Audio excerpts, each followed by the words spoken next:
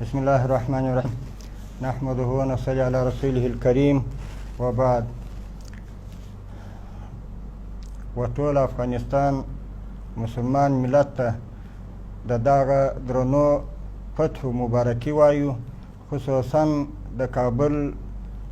ښاریانو او اوسېدونکو ته، او ورپسې خپلو مجاهدینو ته دا توصیه او وړاندیز کوو چې موږ تاسو دغه حال ته ورسېدو چې هغه هېڅ توقع د دې نه کېده چې په دغه رقم به موږ په افغانستان کې کامیابه کېږو، خو دا د الله پاک نصرت او مدد و چې الله پاک دغسې فتوحات او دغسې کامیابیانې چې په دنیا کې یو مثل نشته نن ورځ زموږ تاسې پر لاس باندې راوستلې. نو موږ تاسې باید د الله پاک شکر وایو،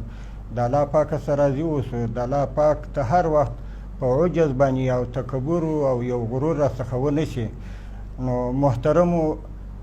تر مخه چې کوم وخت و هغه دغه مسؤلیت موږ تاسې ته نه راجع کېدی لکه اوس، ځکه اوس موږ تاسې د امتحانو د ازمایښت وخت راغلی، ځکه اوس موږ تاسې په دې باندې مبتلا کېږو، ځکه ورځ په ورځ به په دې کې موږ اخته کېږو، ځکه چې موږ څنګه د خپل ملت خدمت او د خپل ملت امنیت او د دوی د ژوند د زندګۍ او د آرام او په آینده کې د اوسېدو اطمینان څه رقم ورکولی سو. نو ټولو ته دا اطمینان ورکوو چې انشاءالله په دې باندې چې لکه څنګه چې موږ ته الله پاک داسې غټ فتوحات را په نصیب کړه، نو د آینده دپاره هم